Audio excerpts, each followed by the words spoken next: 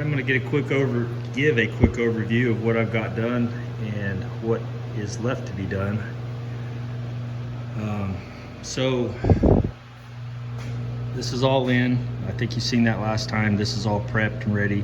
The sliders are pretty much ready. I'm going to save these for last because I'm going to have to epoxy the sliders before I put them up in there, and then after I put them in. And what I want is the chemical adhesion.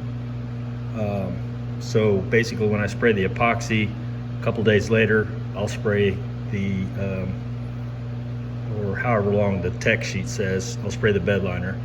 But I want to do that all at the same time, not spray the epoxy and let it sit there for 2 weeks and then come back and have to scuff all the epoxy that I just sprayed. Just seems like an extra step that doesn't necessarily need to be done, which I can scuff it with red Scotch-Brite or whatever just to get a tooth and the chemical adhesion. But it doesn't say you have to do that. Basically, it's when you're in the window of 7 days or whatever. But I know a lot of people's tooth it anyway just to be safe, which this is just bed liner, but we wanted it right. So anyway, all this is done. I still have to make this, I cut that out, and I'll either have to make that or get one off the other Jeep. What else? So yeah, I'm pretty much done. Done with the slider rocker area. I did patch that right there, put new steel in there, and then seam sealed it, and then epoxied, then seam sealed, then epoxied again over the seam sealer. So it's really coated. That's 3 coats of epoxy. Basically, I can scuff that up and shoot whatever color paint you want to over it or whatever you want to do with it. And I put epoxy over the seam sealer, that way I could do that, because once the seam sealer cures up, I don't know if you can sand it or not. You probably can, but I don't know if that's the best. So I just shot epoxy back over it just to be safe, because I know you can sand the epoxy. So there's another hole right there, and this is on the driver's side. So I'm gonna have to cut this out, patch that like I did that one. I don't think that's gonna take too long. You guys already seen this one's all done. It's ready, prepped. All that's done. So now, the biggest deal, and I've been putting this off because it's the biggest deal, is this frame. And we talked about the hole there and how terribly bad this thing is rusted inside. And what a job it would be to actually, so I thought about separating it right here at this seam. As you're coming down, you got this, and it actually overlaps, and I thought, well, that's perfect.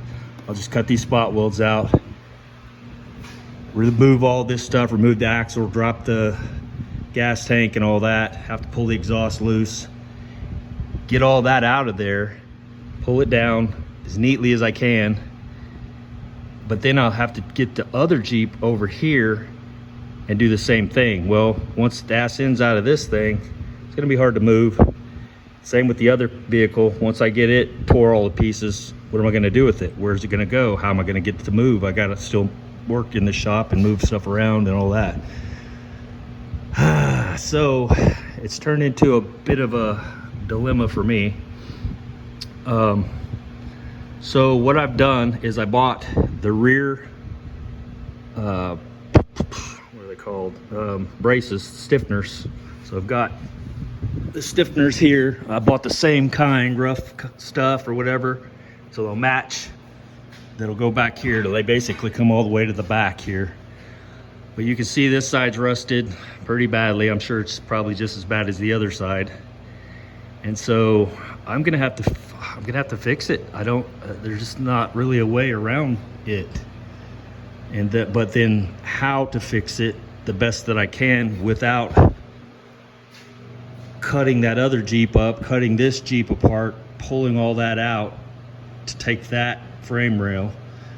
So I'm considering cutting this up because it's mostly rusted down here. So if I can cut it up higher, maybe I can actually make this out of 14, 16 gauge steel, whatever it is, and then seam weld that in on both sides. That way it's got new metal there, and this metal up here is pretty good still. That would save me from having to cut all these spot welds out.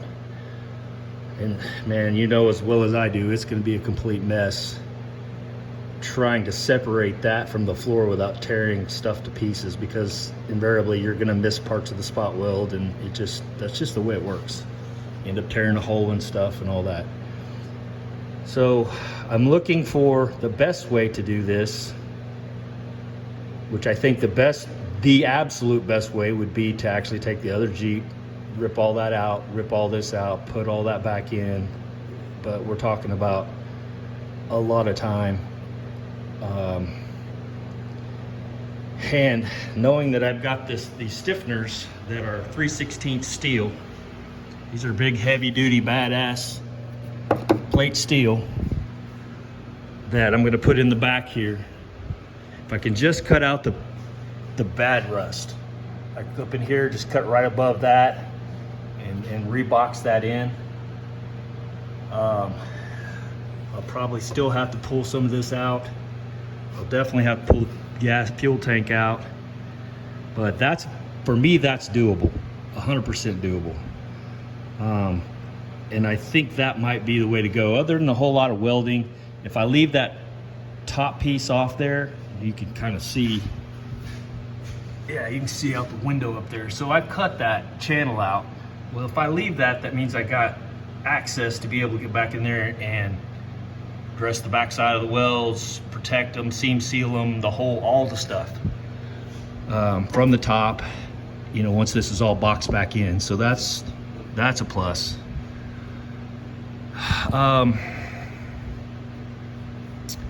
Yeah, so that's what I'm thinking right now. That's just a thought. You guys let me know what you think.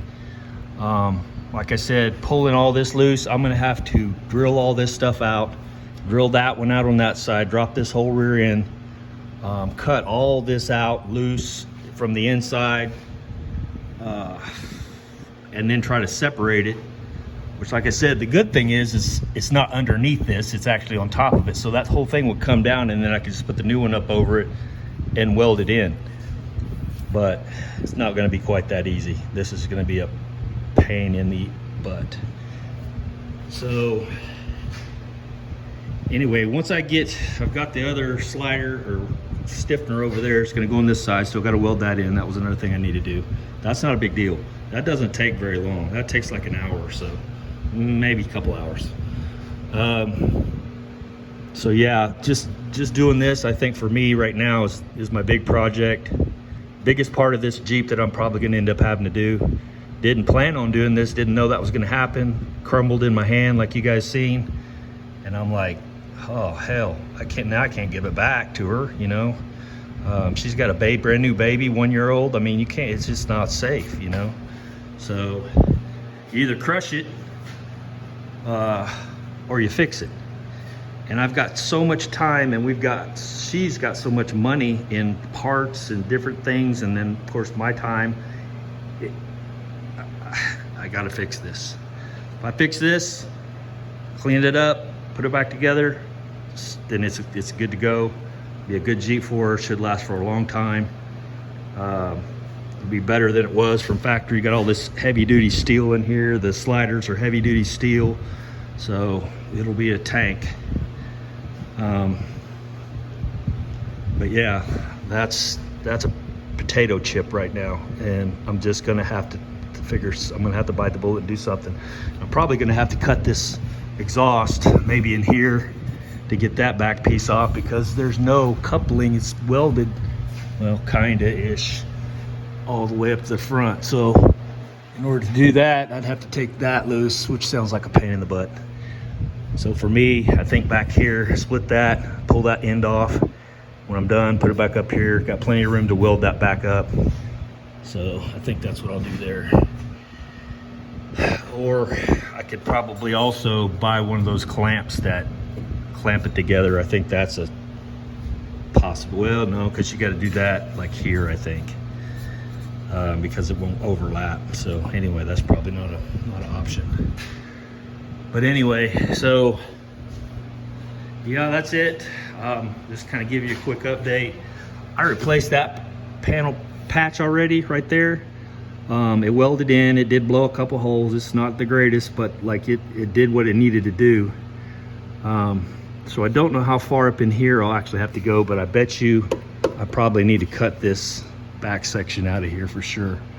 Which, like I said, I got to pull the tank anyway, pull these lines, all that kind of stuff. So other than that, I'm almost done. Oh yeah, I got to put the side of the Jeep back on too. And that's not that big a deal either. Putting that outer panel on, that's a piece of cake compared to what I'm fixing to get into here. So hang with me, guys, and I'll holler at you later. See ya.